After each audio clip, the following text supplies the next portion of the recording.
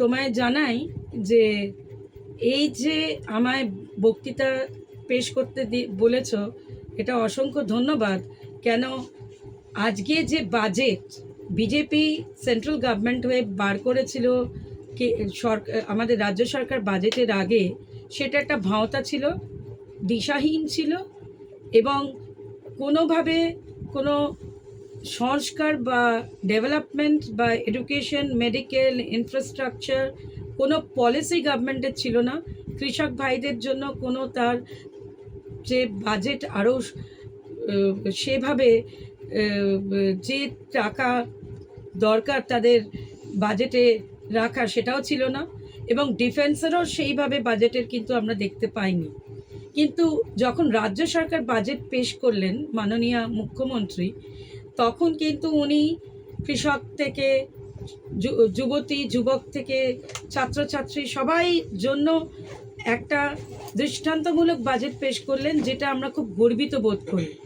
এই যুবক সাথী যে যে প্রকল্পের এটা করা মানে, এখানে বিরোধীরা তো কটাক্ষ করবে, কেন তারা তো কোনো দিশাহীন। তারা আমাদের মাননীয় মুখ্যমন্ত্রী যেহেতু মহিলা, তাকে কি করে কটাক্ষ করব, বিরূপ আচরণ করব এবং কুৎসা করব, তার বেশি ওরা কিছুই জানে না। আর শুধু নিজেরা একটা মানে নিজেরা নিজেদের নয় জ্যোতিষ্বর হয়ে যায়, নয় অ্যাস্ট্রোলজার হয়ে যায়, যে জ্যোতিষবিদ হয়ে যায়, যে তারা 2026-এ চলে এসছে চেয়ারে।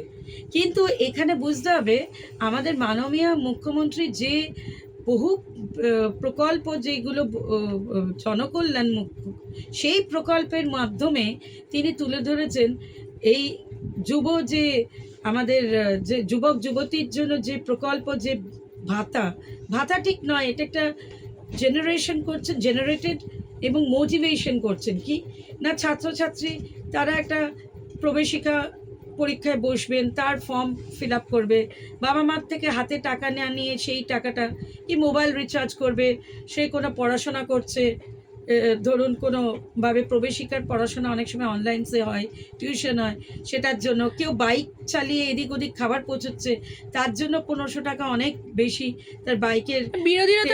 বিরোধীরা তো কটাক্ষ করছে এখানে নাকি তাদেরকে যুবক যুবতীদের নেশা করার জন্য নাকি মদত দিচ্ছে রাজ্য। দেখুন, এটা তো পার্সোনালি, যদি আমি আজকে টাকা পাই বাবা মার হাত থেকে, সেটা আমি নেশা করি না, ওটা আমি আমার কাজে লাগাই না, ওটা দিয়ে আমি আমার নিজের সংস্কার এবং আরও ডেভেলপমেন্ট করার দিকে এগিয়ে যাই, এটা তো আমার ব্যক্তিগত ব্যাপার। এটা তো কেউ কাউকে শিখিয়ে দেবে না। Charity begins at home. তো যখন হাতে কেউ টাকা পায়, নইলে দেখুন এই প্রকল্পে, এই স্বনির্ভর যুবক যুবতীর যে প্রকল্প হচ্ছে, এই প্রকল্পে দেখুন লক্ষ লক্ষ যুবক যুবতীর ভিড় ক্যাম্পে রেজিস্ট্রেশনে। সেটা কেন হচ্ছে? এটাই ভয়ভীত হয়ে যাচ্ছে বিরোধী পক্ষে, যে মমতা ব্যানার্জি যেভাবে, যে ভিশনে উনি যে দূরদৃষ্টিতে কাজ করে চলেছেন, তাকে আবার এই মাসিন্দায় আবার আনতে হবে, সেই মুখ্যমন্ত্রী হিসেবে বরণ করতে হবে। 2026-এ এই বিজেপির বিসর্জন নিশ্চিত। কেন, বিজেপি শাসিত রাজ্যে আজকে দেখো যেভাবে শোষণ হচ্ছে, বঞ্চিত করছে, অত্যাচারিত হচ্ছে। আজকে মাননীয় মুখ্যমন্ত্রী যেভাবে উনি কাজ করছেন, কেন্দ্র কিন্তু 1000 কোটির ওপরে, বলতে গেলে 2000 কোটি টাকা আমাদের বঞ্চনা করেছে। তার মাধ্যমে কোনো মানে এত বঞ্চিত, এত লাঞ্ছিত, এত অবহেলিত বাংলাকে করে, এত কণ্ঠরুদ্ধ করে, তাও মাননীয় মুখ্যমন্ত্রী থেমে যাননি।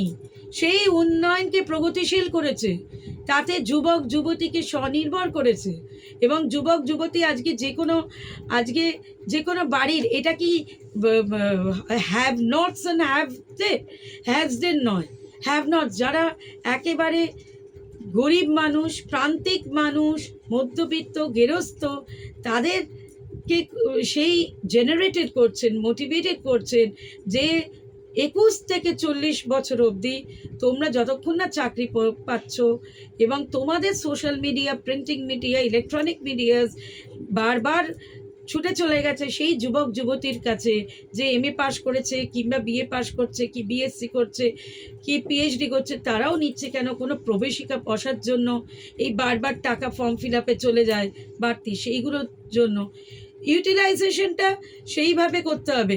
এখানে বিজেপিরা তো অন্যভাবে নেবে, ওরা চায় তো লিকার শপ খুলে দিতে, লিকার লাইসেন্স করে দিতে, বেঙ্গল কেমিক্যালের মতন ভালো যে প্রতিষ্ঠান সেটাকে বন্ধ করে দিতে, জুট ফ্যাক্টরিগুলোকে বন্ধ করে দিচ্ছে, জুট মিলগুলোকে। তো ওরা তো চায় সব বন্ধ করতে, ওরা তো শিল্প চায় না, ওরা চায় বাংলাকে বঞ্চনা করে বাংলাকে দাবিয়ে রাখতে। কিন্তু বাঙালি রেনেসা আনে, Bangali what Bengal thinks today India thinks tomorrow, এখনও তাই আছে। এই বিজেপির বিসর্জন আসবে বাংলা থেকে 2026-এ, এবং বিজেপি তখন বুঝবে যে আমাদের মাননীয় মুখ্যমন্ত্রী উনি সত্যিকারের আমাদের এই শুধু আমাদের উনি অভিভাবকও নয়, তার যে মানবিক যে বহুমুখী যে জনকল্যাণ প্রকল্প, তার জন্য মানুষ